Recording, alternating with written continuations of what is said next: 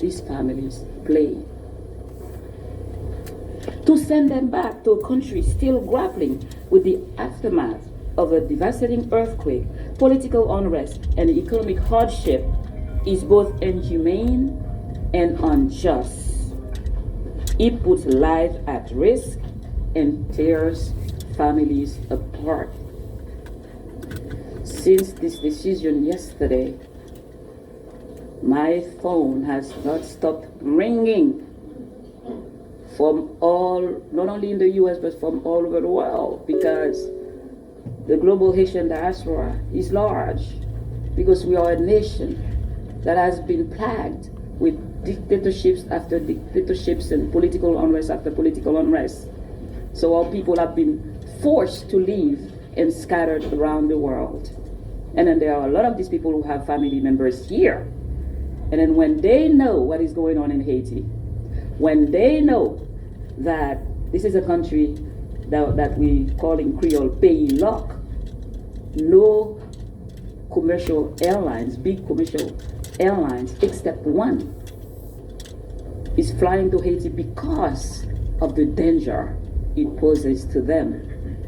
And now, this administration decides to send thousands, including their US-born children, to a place where they may lose their life.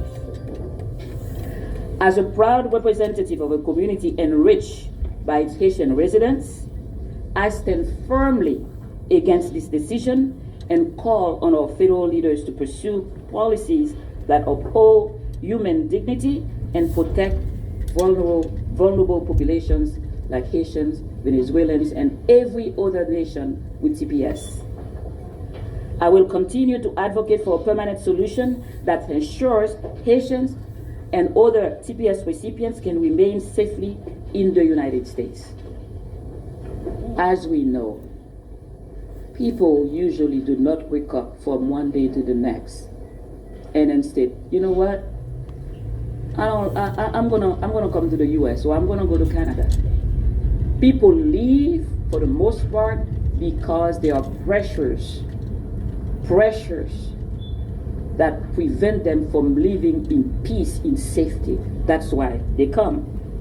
That is why today we stand with the collective voices of elected leaders throughout the nation to ask three things.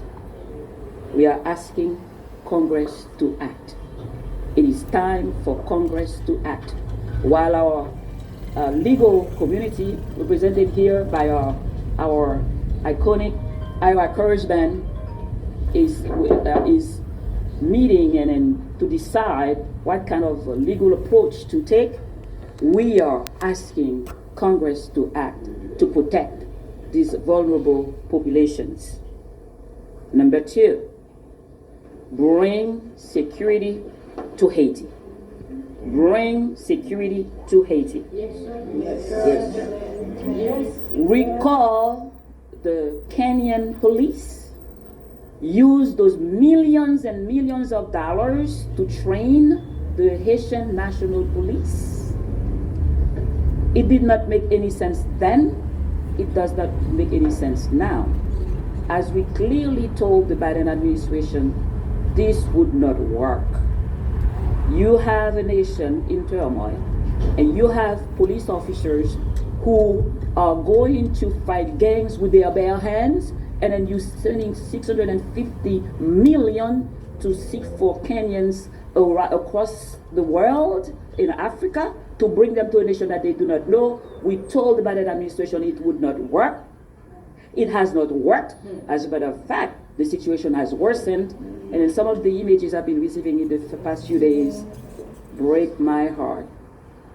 My heart bleeds. My heart bleeds when I see some of the pictures of school children on their tummies hiding and screaming. I spare you. I spare you. You know, about some of these images, the images that I've been seeing for the past 3-5 years. So number one, we need Congress to act while the legal community is trying to decide what to do. We need the Kenyans to go home and use all these resources to train the national police and the Haitian army. And then thirdly, we need the Haitian leaders to put a spine on their back and act. Yeah. Yes. Yes. We must address the root causes of migration. The Haitian leaders, the so-called Haitian leaders, need to act now. Start a national dialogue in the nation to eventually develop a strategy to craft a path forward to bring Haiti to its old, grander days. Only you, Haitian leaders, I'm talking to you now. Put a spine. Yes. Go a spine. Yes, yes. Go a spine. Start a national dialogue now. Too many children are dying in Haiti right now. No one will do it for you. Do it now. Congress must act. Resources to bring safety to Haiti. Send the Kenyans packing. Invest this money in the national police and the Haitian army. And then the so-called presidents or leaders, get your act together and start thinking about Haiti for once instead of your pockets. Thank you so much.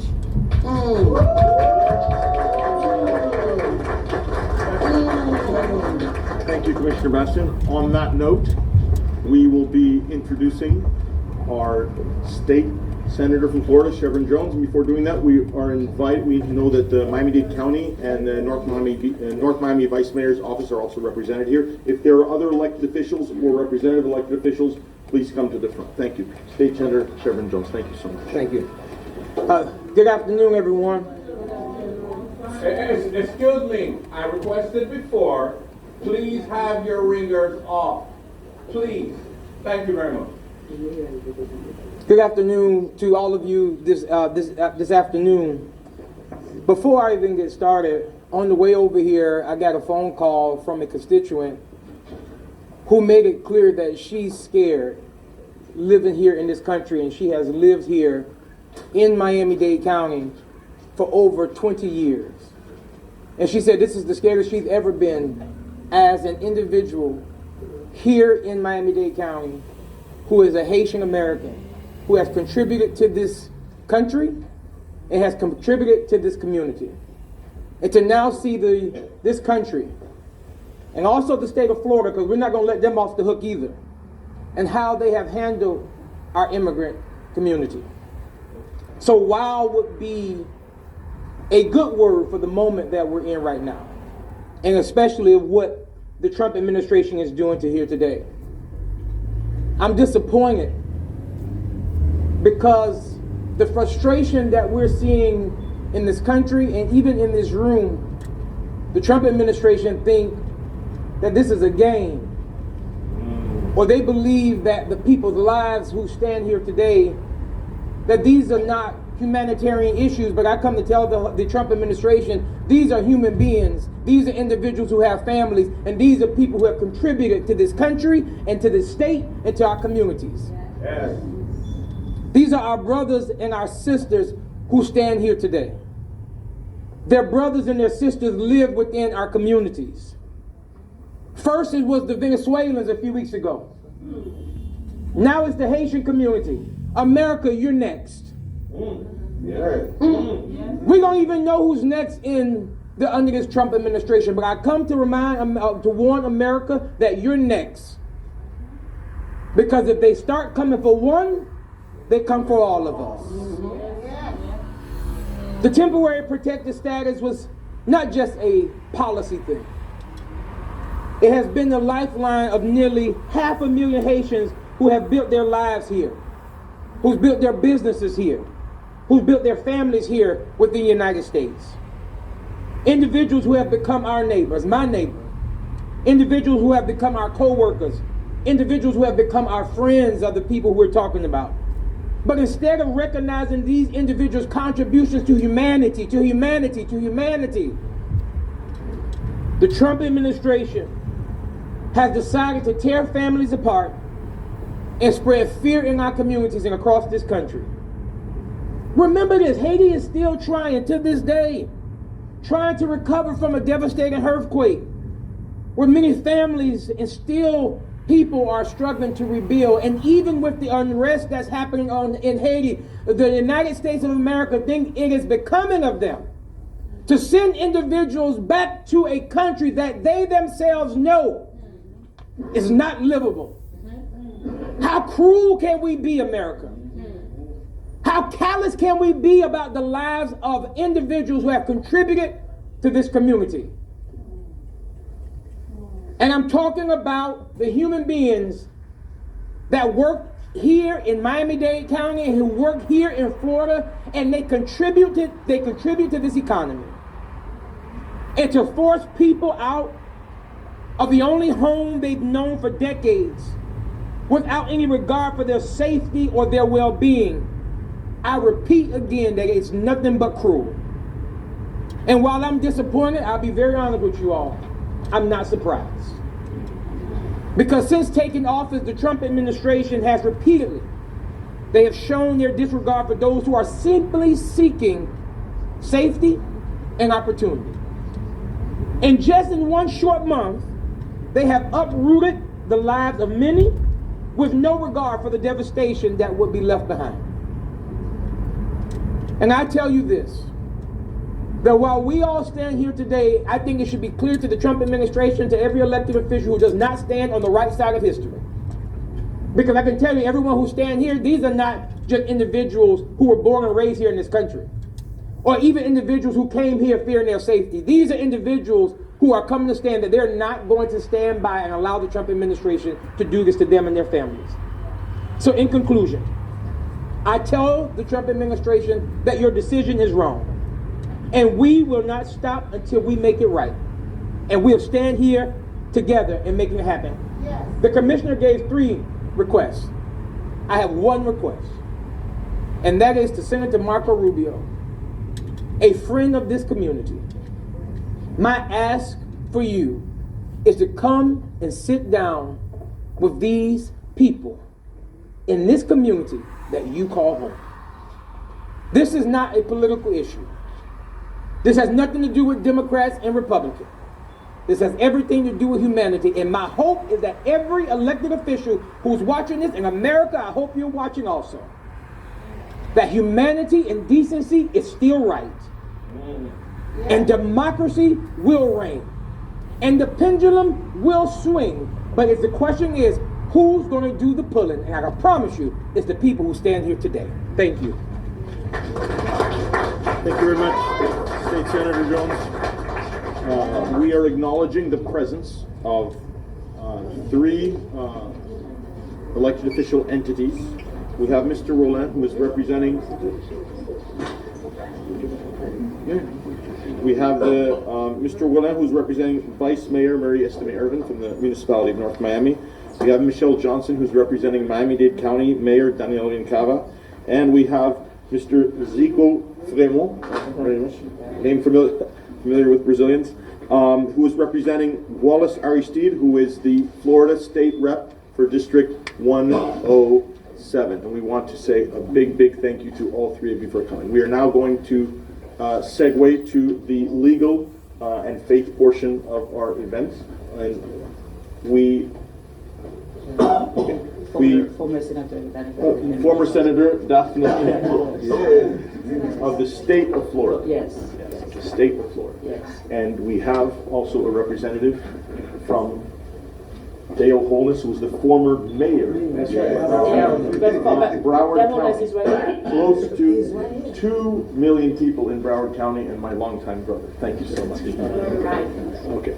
Yes. Florida Rising. Yes. Okay. We also have a number of organizations that we will be recognizing as we move on in the program. So we're going now to our legal portion. We have Mr. Ira Kirschban, who will be speaking on behalf of KKTP. Okay, thank you all. Thank you, Marlene. Thank you, members of the House here. I want to talk about the big lie.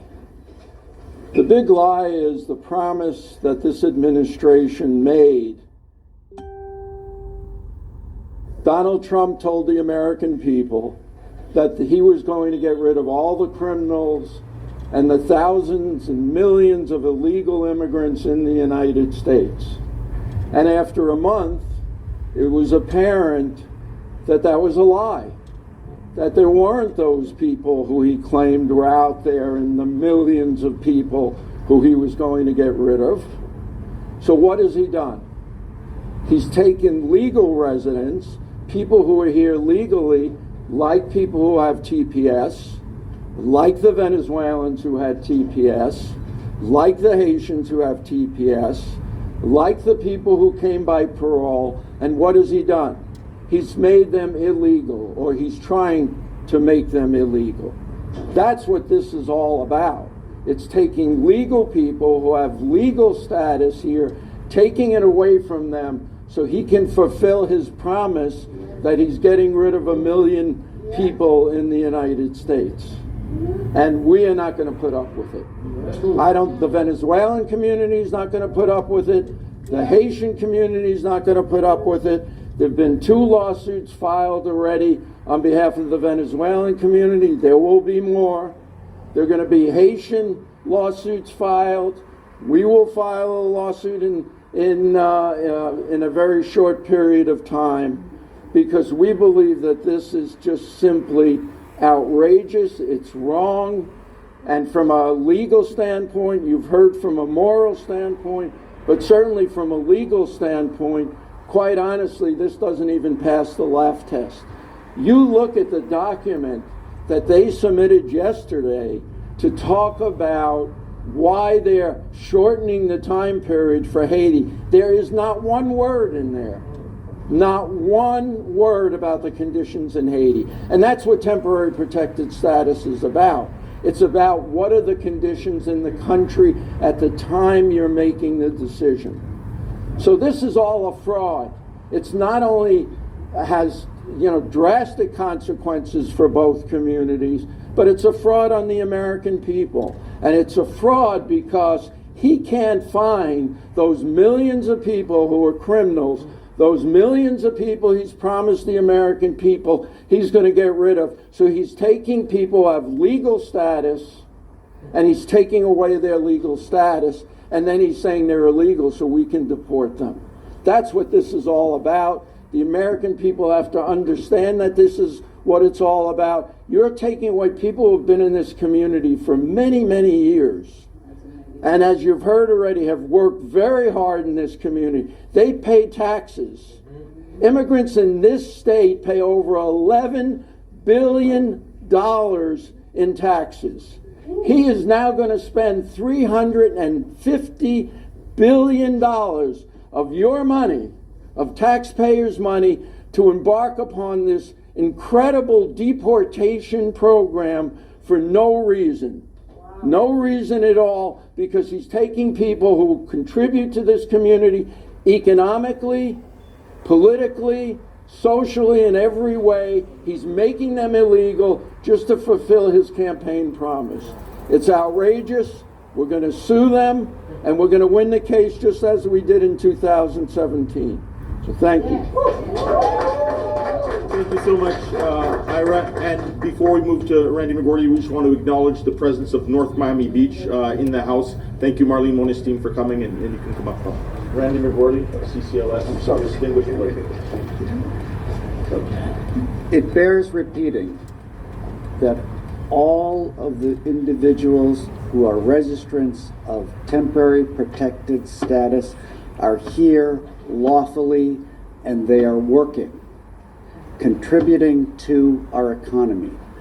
So my message to their employers and to the registrants themselves, as the lawsuits work their way through, the employers and registrants find qualified legal advice to see if there are options for you to maintain work authorization. The work that they're doing are critical to our economy, as Ira said. They pay taxes. I'm soon to retire. I need Social Security to continue. But more importantly, look at Miami. Drive through Miami. Look at the construction cranes that are there. Empty. They would be empty. Miami would grind to a halt. Who's taking care of our children? Who's taking care of our elderly? TPS registrants. We need them. They contribute to us. But for now, I'm urging people to use this time to find qualified legal assistance, to review their options under the law, to see how